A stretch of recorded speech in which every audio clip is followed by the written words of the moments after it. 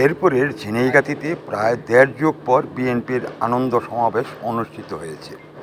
দেখুন এএনডি চ্যানেল বাংলায় আমাদের স্টাফ রিপোর্টারের প্রতিবেদন। বৈষম্য বিরোধী ছাত্র আন্দোলনের ফলশ্রুতিতে দ্বিতীয় স্বাধীনতা চতুর্থ দিনে শেরপুরের ঝিনাইগাতীতে উপজেলা বিএনপির উদ্যোগে প্রায় দেড় যুগ পর আনন্দ সমাবেশ অনুষ্ঠিত হয়েছে। 9 আগস্ট শুক্রবার বিকেলে উপজেলা সদরের রাজমণি হোটেল প্রাঙ্গণে এই সমাবেশ অনুষ্ঠিত হয়।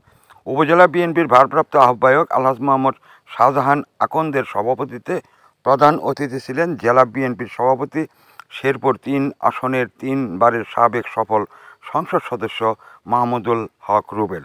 উপজেলা বিএনপির যুগ্ম আহ্বায়ক আব্দুল মান্নানের সঞ্চালনায় এতে UP chairman Ataur Rahman, Ruknuzzaman, BNP নেতা আব্দুর রশিদ, আব্দুল মান্নান হীরা, সামিউল হক সাদা, ছাত্রনেতা শামীম মোস্তফা, মেহেদী হাসান বিপ্লব, যুবনেতা মাসুম বিল্লাহ সহ অনেকে বক্তব্য রাখেন।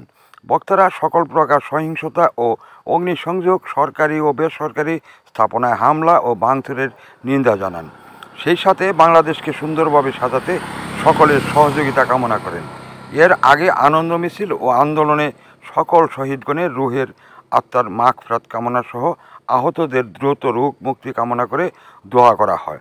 উক্ত আনন্দ সমাবেশে বিএনপি ও অঙ্গ সহযোগী সংগঠনের সর্বস্তরের নেতাকর্মীরা অংশগ্রহণ করেন। খবর এএনবি নিউজ, ঝিনাইগাতী, শেরপুর।